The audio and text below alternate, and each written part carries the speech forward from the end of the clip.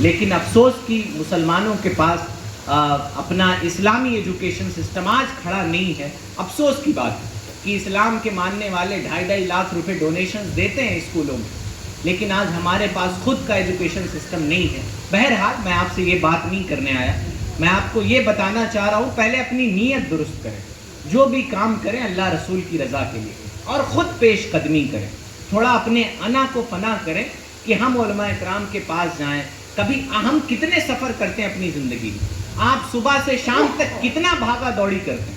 آپ پیسے کے لیے، رزق کے لیے، بچوں کے لیے، اولادوں کے لیے، بیوی کے لیے، ماں کے لیے کہاں کہاں کا سفر آپ نہیں کر جاتے ہے نا. پھر تو یہ وہ مبارک سفر ہے کہ آپ 2 قدم بھی چلیں گے تو اللہ اجر عطا فرمائے. آپ اپنا دین سیکھنے کے لیے 2 قدم چلیں گے تو اللہ اجر عطا فرمائے ہے نا. تو پھر ہمیں اپنے دین کے لیے خود پیش قدمی کرنی ہوگی، خود کرنی ہوگی.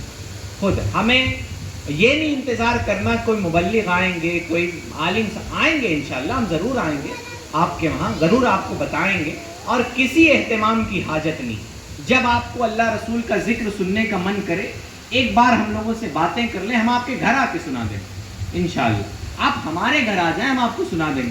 جب اللہ رسول کی یاد آ جائے، کتنی اچھی بات ہے کہ ہمیں دن بھر میں اپنے موبائل کی یاد آ جاتی، بچوں کی یاد آ جاتی، بیوی کی یاد آ جاتی، ماں کی یاد آ جاتی، ہمیں اللہ رسول کی یاد نہیں آتی. ہمیں اپنے نبی کا ذکر سننے کا من نہیں کرتا. پھر ہم بڑی مشکل سے بیٹھتے ہیں تو لوگ اس پہ بھی بدعت کے طعنے دے، لوگ اس پہ بھی کفر کے فتوے تناتے پھر. تو پھر یہ غلط بات ہے. آپ کو خود پیش قدمی کرنی ہے، آپ کو خود آگے بڑھنا ہے. آپ کو انتظار کسی چیز کا نہیں کرنا. موت آپ کے سامنے کھڑی، کب آ جائے کوئی پتہ نہیں، کوئی پتہ نہیں.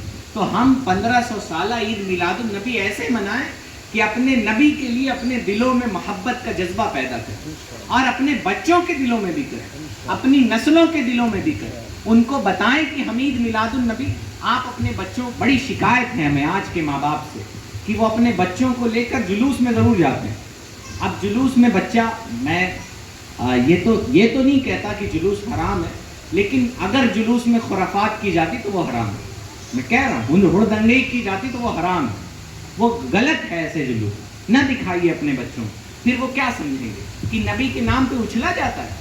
نبی آج بتائیے، غیروں کا مقابلہ کرنے کے لیے آج مسلمانوں نے 10 ڈی جے بنوائے، لائٹیں چمک دھمک، جیسے لگتا ہے کہ وہ جیسے ڈانس وغیرہ کرنے والی جو عورتیں آتی ہیں تب ایسی لائٹیں سجائی جاتی. مت دکھائیے اپنے بچے کو تیار کیجئے، اپنے رشتہ دار کے وہاں لے کے جائیے، پوچھے کیوں جا رہے ہیں. آج بیٹا عید میلاد النبی، ہمیں خالہ کے وہاں چلنا ہے، ہمیں پھوپھی کے وہاں چلنا ہے، اور ان کو عید میلاد النبی کی مبارکباد دینی. آپ کی حیثیت ہے، آپ مٹھائی خرید لیں، بچوں کے لیے چاکلیٹ خرید لیں، کچھ کتابیں خرید لیں، بہترین تحفہ کتاب، کچھ کتابیں خرید لیں اور جائیں، بچوں کے ہاتھ سے دلوائیں، بچوں سے کہلوائیں، کہو عید میلاد النبی مبارک.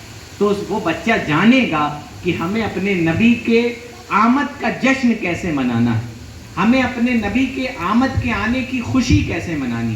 تو ہمیں اپنے نبی کا ذکر کر کے یہ خوشی منانی. ہم کوئی ہڑدنگی نہیں کریں گے. بتائیے کتنے افسوس کی بات ہے کہ ابھی تک تو ہم آپ شادی بیاہ کے نام پہ ناچتے تھے، شادی بیاہ کے نام پہ اچھلتے کودتے تھے، لیکن آج ہم اللہ رسول کے نام پہ ایسا کرنے لگے. کتنے افسوس کی بات. وہ امام حسین کے نام پر محرم میں کیا جائے یا ربیع النور شریف میں وہ جلوس محمدی کے نام پہ کیا جائے، یہ سب سخت بری چیز ہے. اپنے بچوں کو دور رکھیں، انہیں بتائیں ہاں آج عید میلاد النبی ہے، آج ہم اپنے رشتہ دار کے گھر چلیں گے، آج ہم کسی عالم صاحب سے ملنے چلیں گے، آج ہم امام صاحب کو تحفہ دینے چلیں گے. تحفہ دیں، ایک دوسرے کو تحفہ دیں. فرمایا نبی علیہ السلام نے کہ تحفہ دیا کرو کہ اس سے محبت بڑھتی. تحفہ دیں، کوئی ناراض ہے اسے منا لیں عید میلاد النبی پہ. ہمارے نبی علیہ السلام، میں آپ کو بتاؤں، اپنا دل بڑا کیجئے.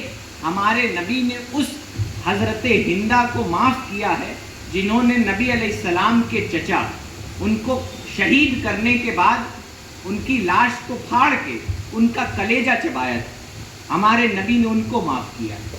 تو پھر ہم میلاد منانے کا دعویٰ کریں اور ہم اپنے رشتہ داروں کو معاف نہ کر پائیں، ہم اپنے دوست احباب کو معاف نہ کر پائیں. تو عید میلاد النبی کے موقع پہ آپ ان کے گھر جائیں جن سے آپ کی ترشی ہو گئی، جن سے آپ کی اور آپ کے رسول نے فرمایا اگر معافی مانگ لینے سے، اگر صلح کر لینے سے تمہاری عزت گھٹ جائے تو رسول فرماتے ہیں قیامت کے دن مجھ سے لے لیں۔ ہم اس کے دعوے دار نہیں، ہمارے پاس تو عزتوں کی ضمانت نہیں ہے۔ رسول اللہ نے فرمایا اگر آپ کی عزت صلح کرنے کی وجہ سے، معافی مانگنے کی وجہ سے گھٹ جائے تو رسول نے فرمایا قیامت کے دن وہ عزت میں دے دوں گا۔ رسول اللہ ضمانت لیتے ہیں کہ آپ کی عزت نہیں گھٹے گی، جھکنے سے آپ کی عزت نہیں گھٹے گی۔ حضرت امام حسن و حسین میں ایسی پائے کی محبت، میں آپ کو ایک واقعہ بتاؤں، بڑا پیارا واقعہ، سن رہے ہیں نا آپ لوگ پیچھے والے بھائی؟ دیکھیے کرسی پہ ہم اس لیے نہیں بیٹھے ہیں کہ ہمیں کوئی تکلیف تھی، پیچھے والے لوگ دکھ نہیں رہے، بس اسی لیے کرسی پہ بیٹھے تھے، اور اب دکھ رہے ہیں، امید ہے ہم بھی دکھ رہے ہوں گے پیچھے والوں۔ تو ایک بار درود پاک پڑھ لیں، اللہم صلی علی سیدنا مولانا محمد وآلہ